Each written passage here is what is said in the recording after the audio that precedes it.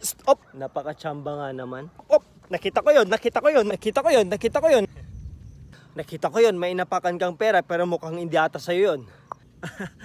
Ano pong pera? Wala po akong nakitang pera. Nagja-jogging lang po ako dito eh. Papalusot ka pa eh. Anong wala? Taas mo yung isa mong paa.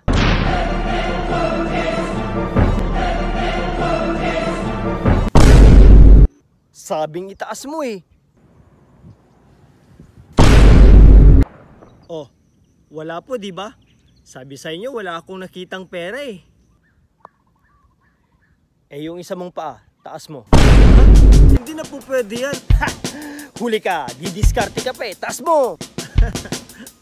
Ako na po niloloko nyo eh. Aba, bakit? Tinaas ko na po yung isa. Ngayon naman gusto mo yung isa pa. Eh di bumulagta na ako nyan.